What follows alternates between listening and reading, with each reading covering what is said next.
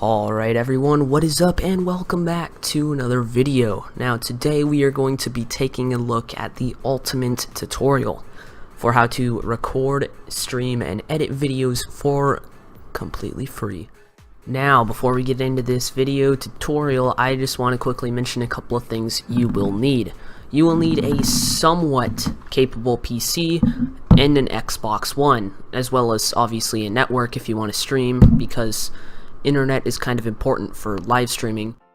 Alright, with that stuff out of the way, the first program you will need to download is Open Broadcast software. Now, you can see on your screen the proper link. Don't just click the first one because it might not be the correct one, but if you just search OBS, the website is OBS Project, and you want to download OBS Studio. Now this is the program you will be using for streaming and recording alike. It has pretty much unlimited capabilities. If you want webcams, if you want overlays and all that stuff, you can green screen from this.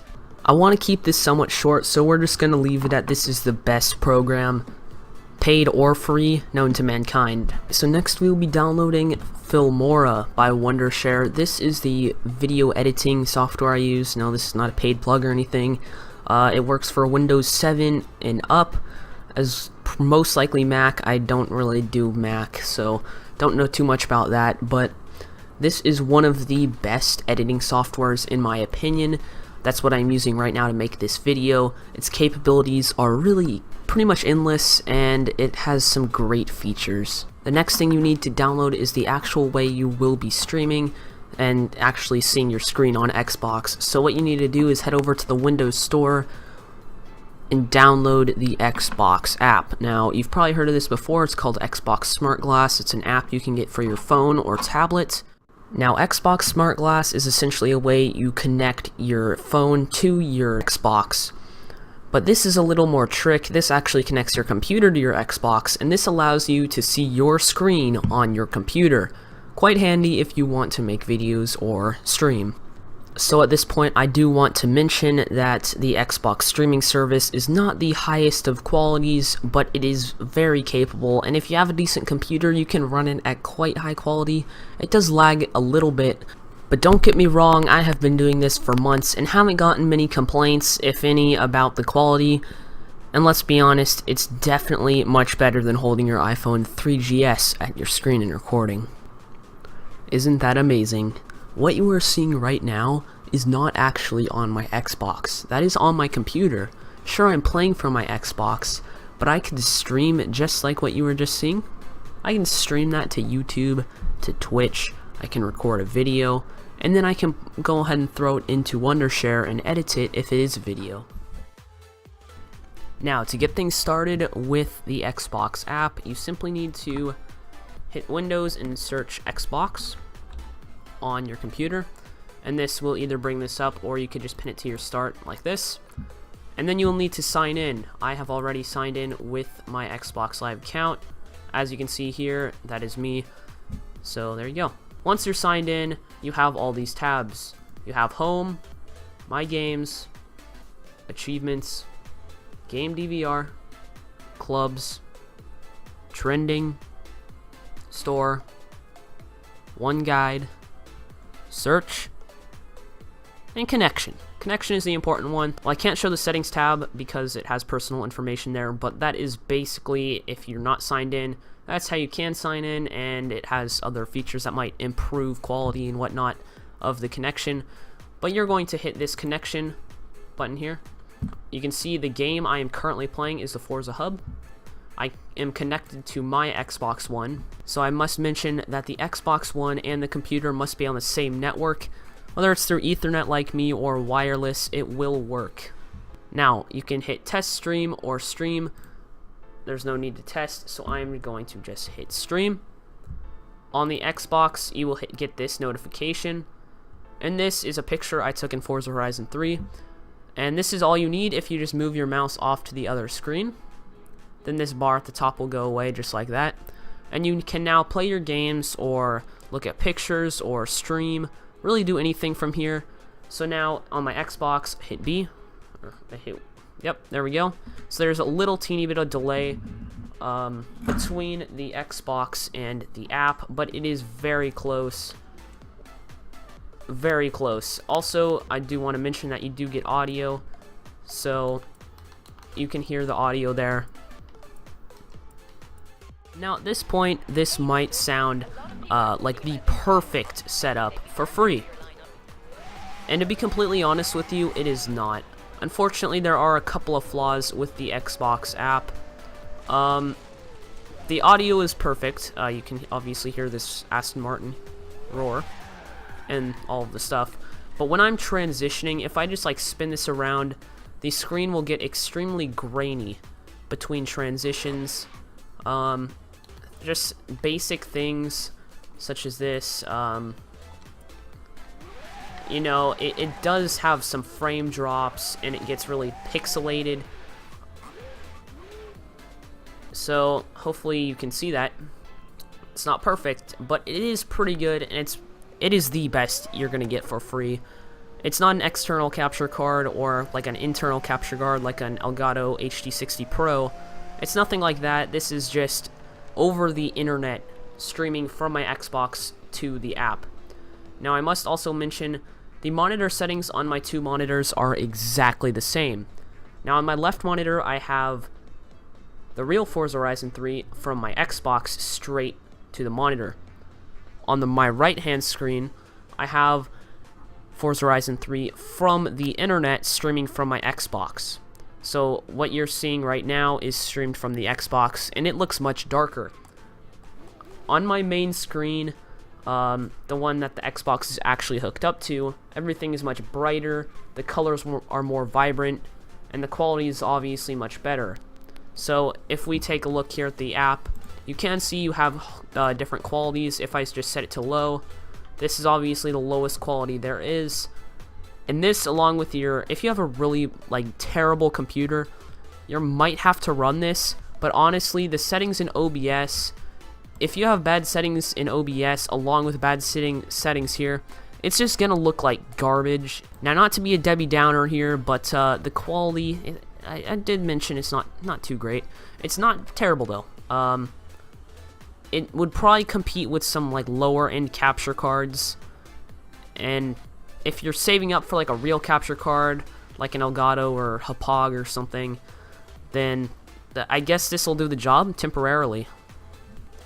Now you see my mouse on the Xbox right here. This is the stream from the Xbox. Now obviously I cannot interact with the Xbox from the computer. I'm clicking on this, it does not open or anything. I can click this home button, and that is essentially the home button on the computer, so I can just click that. Now you can actually break this away from full screen, so if you want it to be a certain size to fit in your OBS or something like that, that is an option.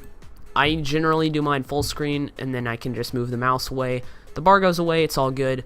But here we also have your bandwidth, average, and all that kind of thing down here. So now we are going to get into the OBS stuff. Now, if you want to see a full tutorial on OBS settings and things you should use, I'll leave some links in the description, but if you want me to make one, I can do that as well. So this is our stream. We have our lovely Forza Horizon 3 playing over here and whatnot. Let's just pause that so it doesn't make a bunch of racket. So let's jump over to this screen so you can see my OBS setup and everything. This might look a little scary or confusing with the two displays here. Essentially, you have two different modes. The one on the left is the preview, and the one on the right is what the stream or recording, essentially what the viewers are seeing. Let's say I want to make a quick transition, or I go to take a restroom break during a stream or whatnot. I want to put this on. If I hit this transition button, it will transfer to what you are seeing, because you are currently seeing this, and then it'll transfer to your screen. So if I hit that, it'll fade in to switch back so you can actually see. You can also hit this cut button down below, or you can change the length of the fade. So obviously you can make that extremely long if you want to, but you have this basic transition, and if you don't want to see that, you can simply come down here to studio mode, hit that button, and it will remove the second one. So when you click something, it just goes. What you're gonna want to do is go over to scenes and create a new scene. Now I have two displays here. One is on this side over here, and this is the other display. So my game is on this display, and this is the OBS. You can see that there. Basically, what I would recommend doing is having your streaming and recording one, and then if you want to experiment, I would recommend making another one. So you can see this is my one for streaming up top. I have one for like this kind of thing, stuff like this, just all sorts of stuff for when I'm absent. And then at the very bottom I have a custom/slave. This is essentially me messing around trying to improve qualities, or you can see I have webcam here, I have something else here, that there, and I have different displays and all this stuff. This is basically just essentially just my mess around scene. So as I was saying, quickly hit add scene. Let's just name this test. You can name it whatever you want, obviously.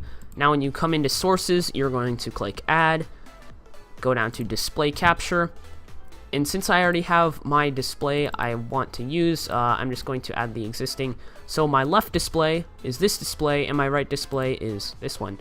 So I'm going to keep it on this just so you can actually see what I'm doing. But essentially I just made this new scene. Let me hit studio mode here so I can show you both screens. Essentially I just hit this. So that's left display, right display, left, right. Okay, cool. So this is your very basic stream. Now if you want to get into more advanced stuff, you can see I have this image up here with my logo that's like a little branding stuff. I can obviously remove that, so if I want to slick fade, I can transfer this and then remove it and then fade back, and you know, you can do cool stuff like that. We've got webcam, we've got this overlay, we've got all sorts of random jibber jabber.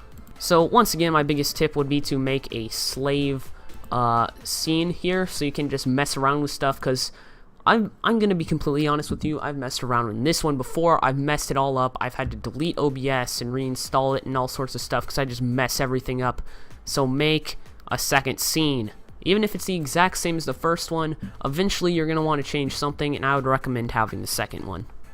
Now we have come to the end of this video. I just want to mention there will be a part 2 going over editing in Wondershare's Filmora. I absolutely love all of the programs shown and featured in the video today. All of them are trustworthy, I must mention. Filmora, obviously, many YouTubers use Filmora. It has great features. We'll cover that once again in the next video. OBS is used by pretty much every single professional YouTuber known to mankind. It's pretty much the best program out there. And Xbox, well, it doesn't get much more official than Microsoft, so that's pretty legit too. Just for a quick recap here at the end of the video, today we went over the OBS simple settings that you need to stream, as well as how you actually stream from the Xbox app, all the apps you need, all that kind of thing. Obviously, this works on any single game and every single game. Every single game on the Xbox One or One S, whatever you want to call it. So this was part 1. Here's a sample video made in Filmora, by the way. Obviously, the next part will be going over editing in Wondershare's Filmora. I must say they are constantly updating it, and it is a wonderful program to, well, you can see. It goes up to ×10 time lapses if you want to like put together a time lapse. Great editing, all that kind of thing. So in the next video we're gonna take a look at that. Anyways, if you are new to the channel, be sure to check out some other videos. There will be some on your screen momentarily. Maybe you want to click some of those, or click whatever. Just look at my channel, see, browse, whatever. Don't feel pressured. I'm not that generic extro guy. With all this stuff being said, hopefully I made it not too complicated. I know if you're a beginner and a noob, it might be a little complicated, but I must say this does work better if you have a decent computer. I have a very strong computer relative to most other people's, so if you have a decent computer, this will most likely work for you. If you have like some little teeny laptop, it's probably going to be pretty choppy and nasty, but you can still get it to work if you use the right settings in OBS and the Xbox app. Anyways, with all this stuff out of the way, I hope you enjoyed this video. Once again, browse channel, subscribe, like, whatever, comment, Let me know what you want to see down below, if there are any future tutorials you care to see. Anyways, thank you for watching. I will see you in the next one. Peace!